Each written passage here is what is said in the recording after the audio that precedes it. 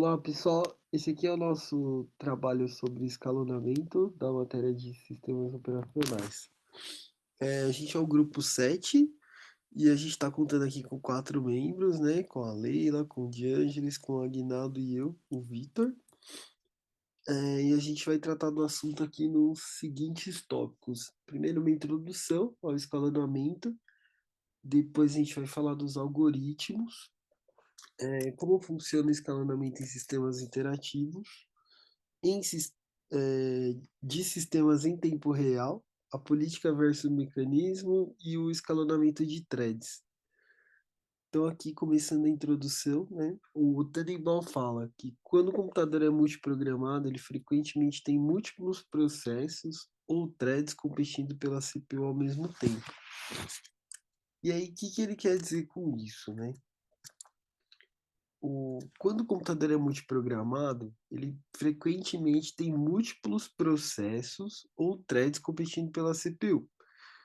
Essa situação ela ocorre sempre que dois ou mais deles estão simultaneamente no estado de pronto.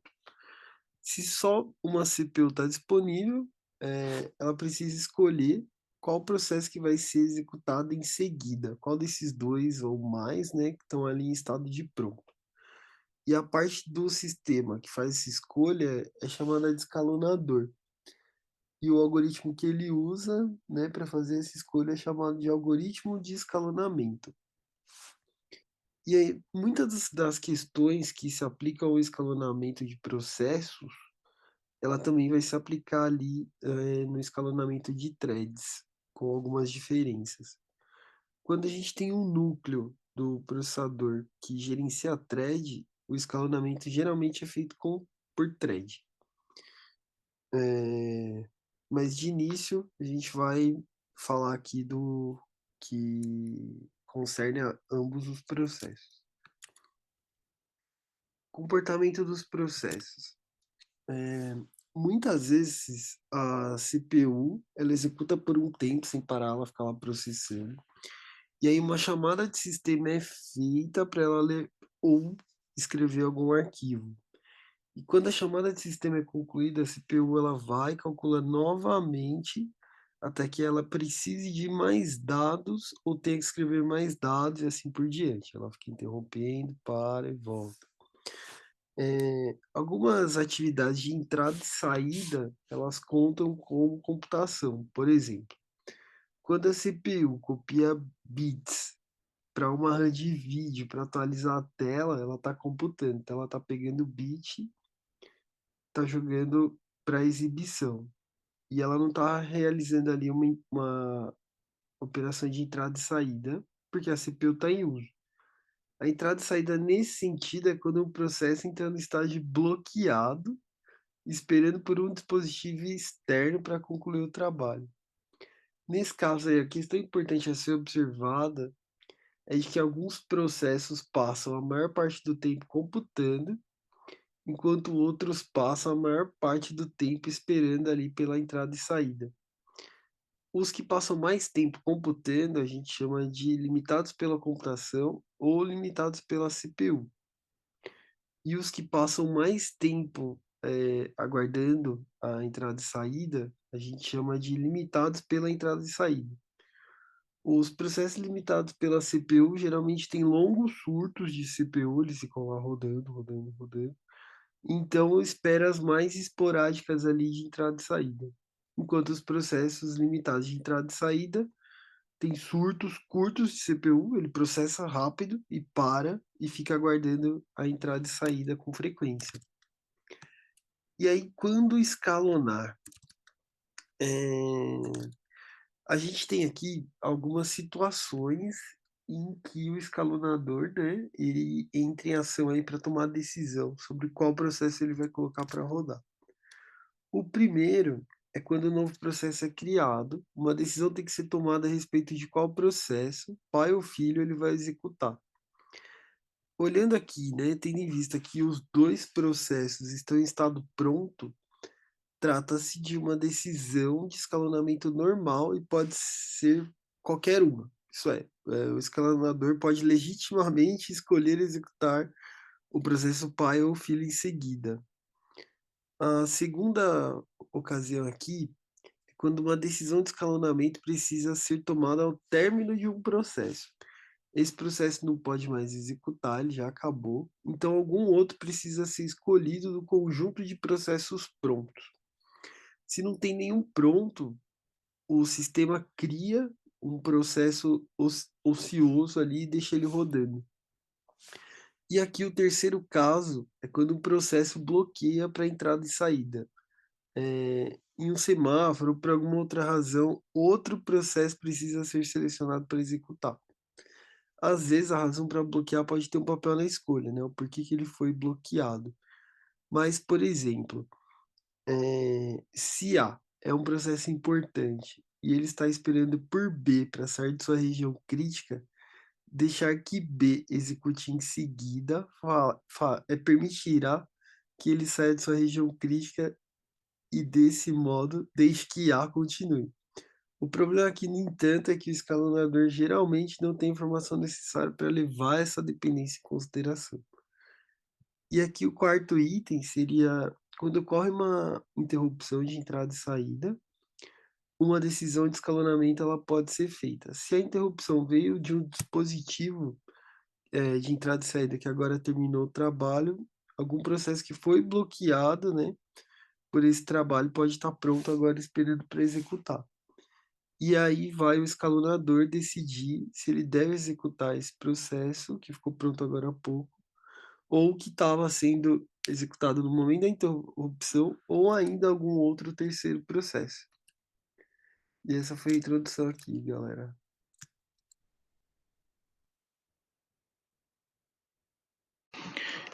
Vamos dar continuidade então ao tema e falar sobre algoritmos de escalonamento. E esses algoritmos são usados em diferentes sistemas, né? Nós temos o sistema em lote, o interativo e o tempo real. Nós vamos ver na prática como, por exemplo, os algoritmos do sistema em lote se comportam como uma aplicação bem rápida ao final dessa primeira bateria, tá? De vídeo. Então, nós temos basicamente o sistema em lote que trabalha com coisas muito grandes, né, com processamento de muitos dados, de muita informação, e é basicamente feito por empresas. Isso, as empresas elas precisam de confiabilidade, né, nesse sistema, precisam que, por exemplo, esses processos não precisem de tanta supervisão, de uma interação tão grande. Então, esse sistema em lote é isso, trabalha com muita coisa, trabalha com muita informação, e tenta otimizar ao máximo, né, o processamento do computador. E para isso, já que é muita coisa, muita informação, o sistema ILOT ele precisa de uma ordem para trabalhar as coisas. Então, alguns algoritmos trabalham essa ordem. Então, dizem para os processos quem é que vai ser atendido primeiro ou não. Esses algoritmos são bem simples, já que o sistema é bem antigo, né? Então, o algoritmo quem chega primeiro é atendido primeiro, ou quem chega primeiro é servido primeiro, né? Também tarefa mais curta primeiro, tem também o tempo restante mais curto em seguida. Então são basicamente esses três algoritmos.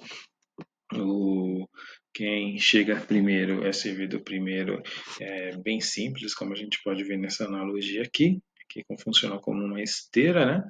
E aí os processos chegam de diferentes tamanhos, né? Não importa as características dele, entram na esteira e são processados na ordem. Então é simples e justo, não precisa de nenhuma complicação nesse processo. Então é o mínimo que você precisa de um algoritmo de escalonamento. Ele precisa processar as coisas, e isso aqui é o mínimo de tudo, né?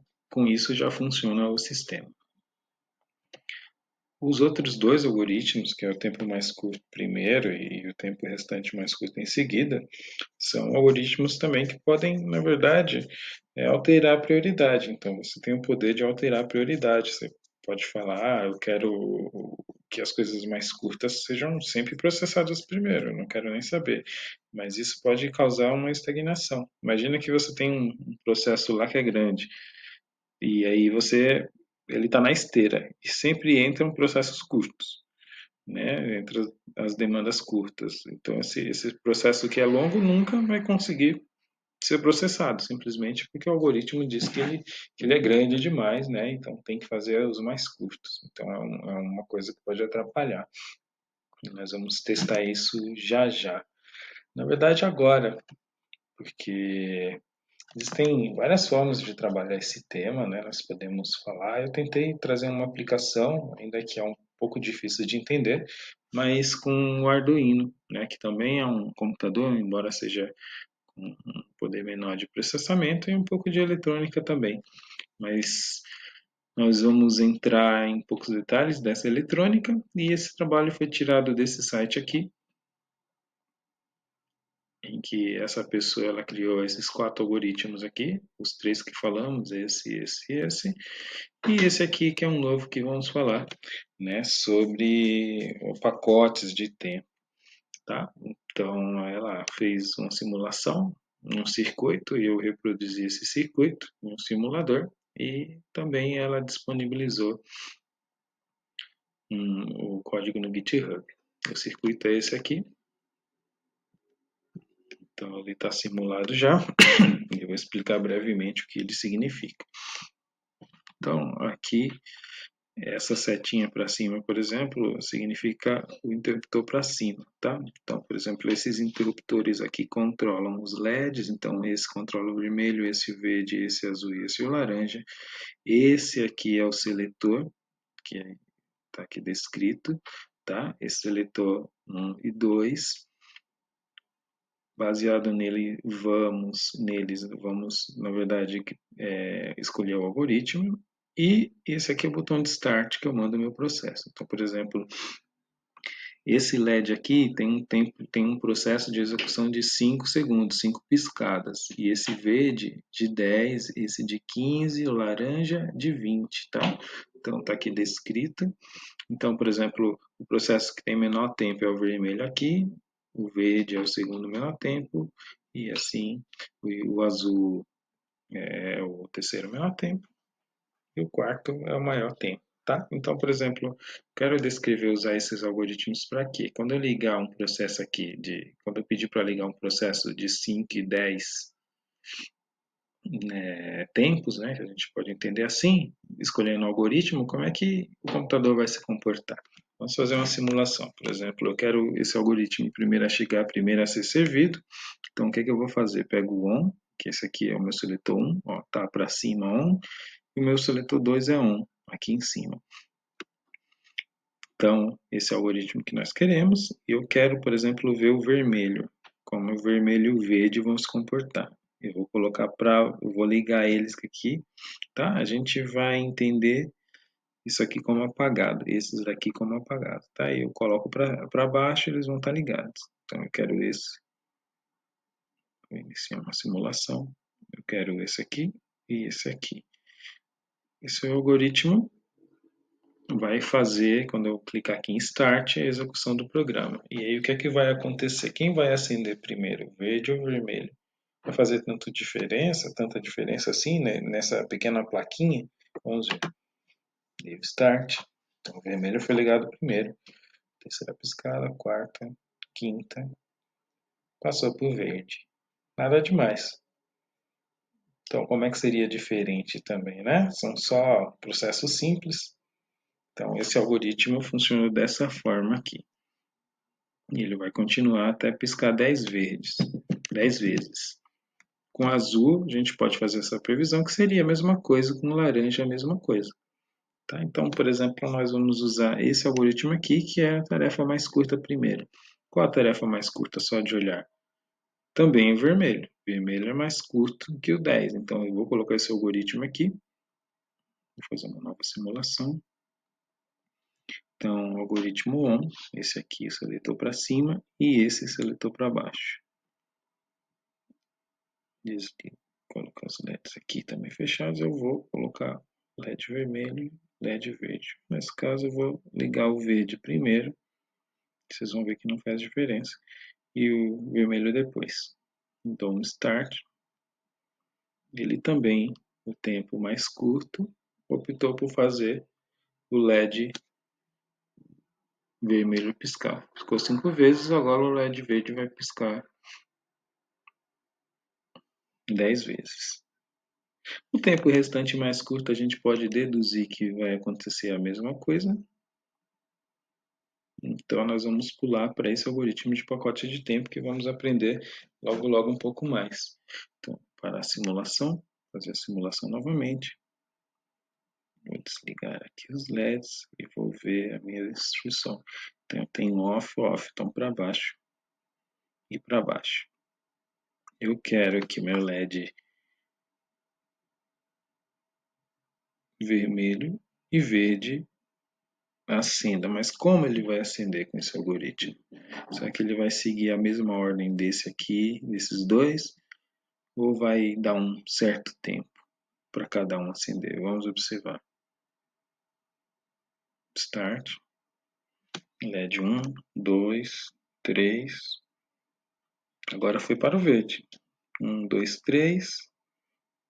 Voltou para o vermelho. 1, 2. E deu a sequência do verde. Então, o que ele fez? Deu uma escala de tempo para cada um, interrompeu e voltou com eles. Então, deixa eu desligar aqui, desligar. Vamos fazer com outros LEDs aqui. Vamos fazer com todos os LEDs para ver o que acontece. Liguei o verde, o vermelho, o azul e o laranja. Vou dar Start. Vamos ver se ele vai se comportar da mesma forma. Ligar o vermelho primeiro. 3, 1, 2, 3. 1, 2, 3. 1, 2, 3. Vai repetir o processo.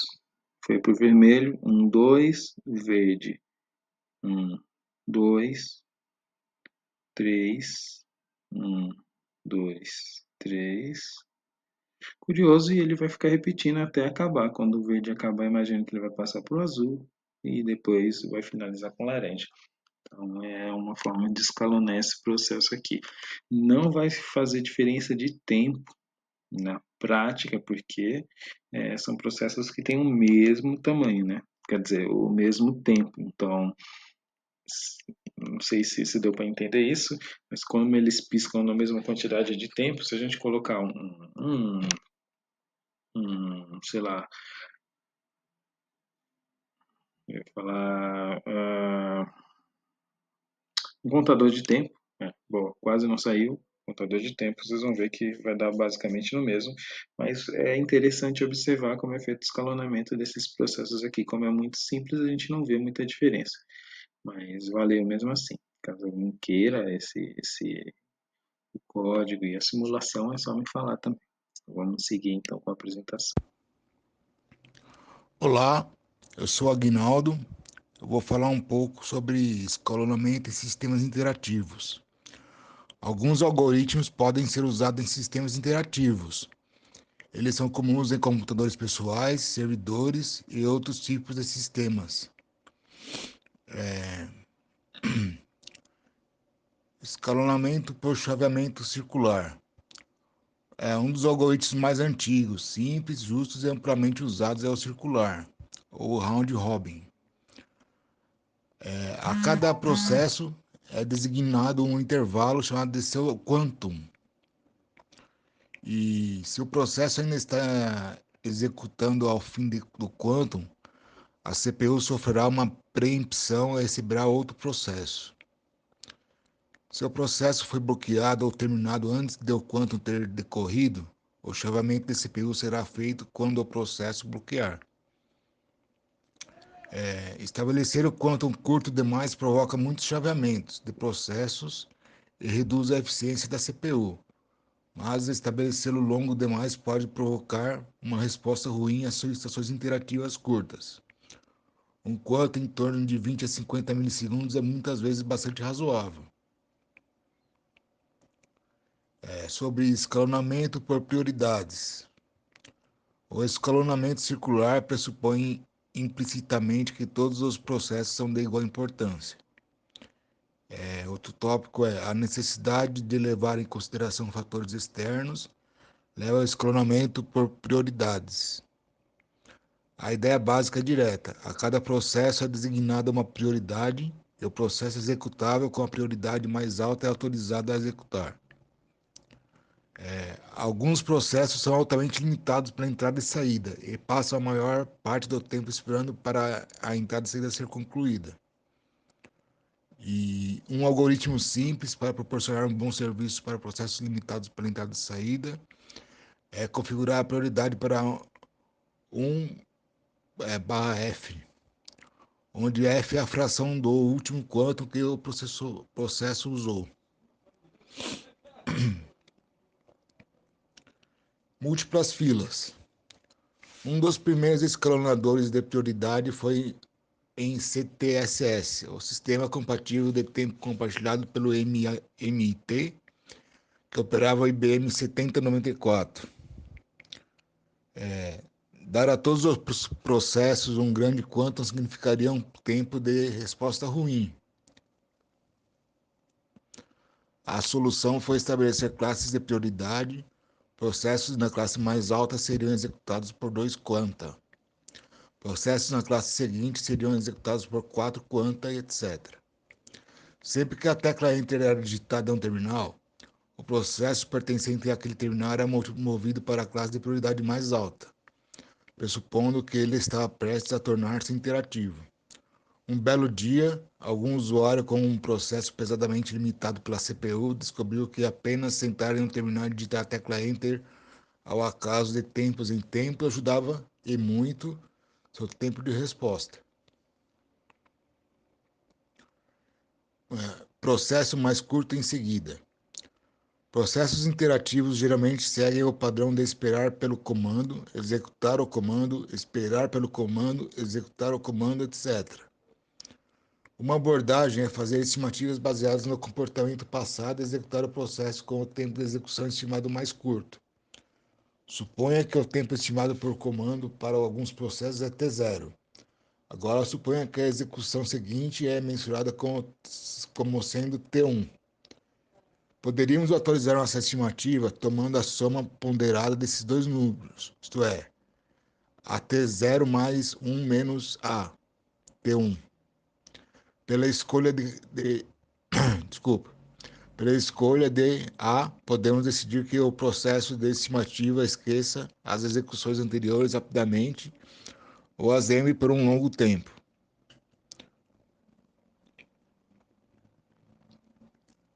Escalonamento garantido.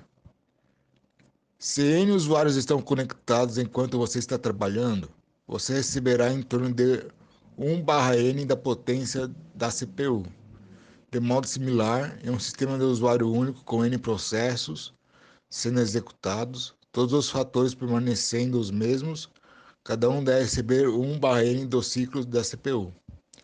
Um índice de 0,5 significa que o processo teve apenas metade do que deveria. E um índice de 2,0 significa que tem 2 vezes o montante de tempo ao qual ele tinha direito. O algoritmo então executará o processo com um índice mais baixo até que seu índice aumente e se aproxime do seu competidor. Então este é escolhido para executar em seguida. Aí agora só falta o escalonamento por loteria. Outro algoritmo pode ser usado para gerar resultados similarmente previsíveis com uma implementação muito mais simples. Ele é chamado de escalonamento por loteria. A ideia básica é dar bilhetes de loteria aos processos para vários recursos do sistema, como o tempo da CPU.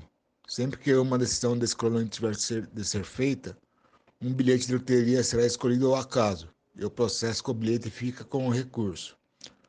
Quando é aplicado ao escalonamento da CPU, o sistema pode realizar um sorteio 50 vezes por segundo, com cada vencedor recebendo 20 milissegundos de tempo da CPU como prêmio. E agora, para terminar, tem um escalonamento por fração justa.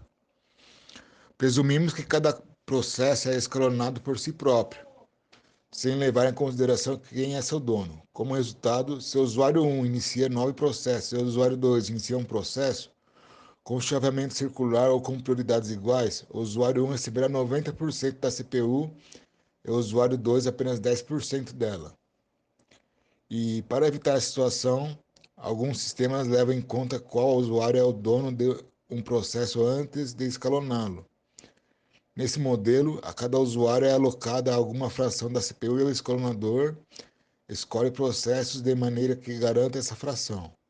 Desse modo, se dois usuários têm cada um 50% da CPU prometidos, cada um receberá isso, não importa quantos processos eles tenham em existência. E é isso, muito obrigado.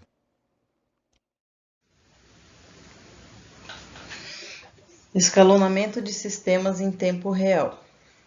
Sistemas de tempo real são uma classe de sistemas computacionais que exigem acurácia de lógica e tempo. As tarefas são executadas pelo sistema e precisam cumprir suas computações em determinado tempo. Como, por exemplo, esse controle de uma estufa que controla a umidade da temperatura e numa indústria, onde a resposta precisa ser rápida, pois pode causar danos milionários. Como essas aplicações interagem com o ambiente? Os sensores capturam informações do ambiente, transferem essas informações para uma interface de hardware ou middleware, que se comunicam com aplicações de tempo real. Nas aplicações, computações são realizadas para tomadas de decisões que são passadas para a interface do hardware, que por sua vez passa essas informações para os atuadores para de fato interagir com o ambiente e fazer modificações no ambiente, alterando a temperatura e a umidade, nesse caso. Nos casos abaixo, o tempo de resposta certa são vitais, como a UTI, por exemplo, e o piloto automático de um avião, são sistemas críticos, já que o cumprimento de uma tarefa pode causar falhas catastróficas. Já a interação de um videogame ou de um CD são sistemas não críticos, pois o não cumprimento de uma tarefa não causa grandes danos, apenas um incômodo momentâneo. Algoritmo de escalonamento de tempo real. Preemptivos. Uma tarefa pode ser interrompida por uma tarefa mais importante. Não preemptivos. A tarefa será executada até terminar. Os estáticos, as tarefas são fixas. Os dinâmicos, as tarefas podem ser modificadas ao longo da execução. Os algoritmos offline e as decisões podem ser tomadas antes da execução. Já os algoritmos online, as decisões são feitas em tempo de execução. Política versus mecanismo. Aqui demonstra como o mecanismo funciona, como é o passo a passo desse processo. O escalonador é um módulo ou processo do sistema operacional que vai selecionar o próximo processo que vai ser executado, que vai usar o processador na troca de processos. Como uma política de prioridades, qual será o próximo da fila? O escalonador é o nível mais baixo do sistema operacional. Aqui temos um exemplo de como funciona o estado de suspenso quando há um novo que toma o lugar do processador em execução, e o bloqueado. E como isso funciona? Uma thread saindo do estado de bloqueado para o estado de execução para fazer a leitura do disco. Ela tem que tirar todos os dados da memória temporária e colocar na memória principal. Categorias do escalonador. Condições de parada preemptivos. Quando o processo pode, por algum motivo, perder seu uso da CPU. provoca a interrupção forçada de um processo para que o outro possa usar. Como vemos aqui embaixo, um novo processo se inicia, o processo que estava sendo executado, ele para a execução, e tem que ser aguardar ser terminada a execução do processo novo, para que o anterior possa voltar à execução. Condições de parada não preemptivos. Primeiro, termine de executar. Segundo, solicite uma operação de entrada e saída.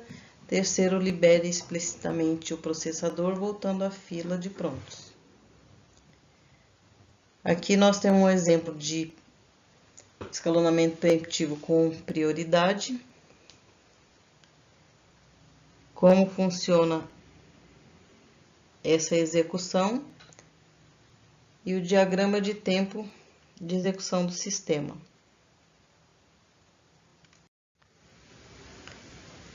Escalonamento de threads. As threads são linhas de comando que compõem a execução de um processo ou um agrupamento de recursos. Aqui nós vemos que o escalonamento das threads com o núcleo das mesmas características entre A e B. E como vai funcionar esse processo? Na ordem que cada thread é solicitada.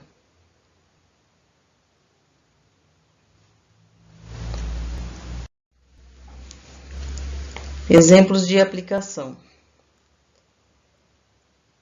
Um exemplo, por exemplo, o servidor, ele incorpora páginas, cada thread recebe uma requisição de um usuário diferente. O cliente acessa o servidor, uma thread despachante que pega a requisição e entrega para a thread operária.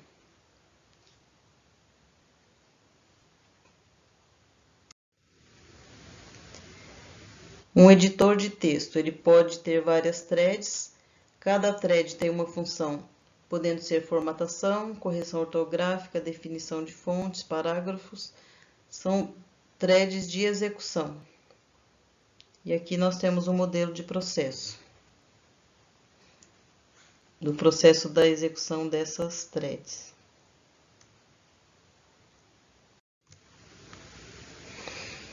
Cada thread pode ter acesso a endereço de memória dentro do espaço de endereçamento do processo. Uma thread pode ler, escrever ou apagar a pilha ou várias globais de outra thread.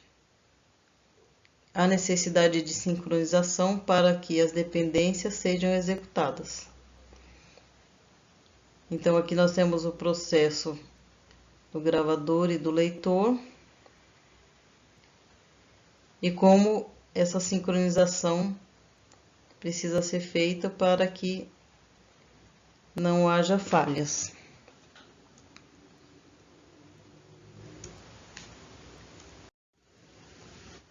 Muito obrigada.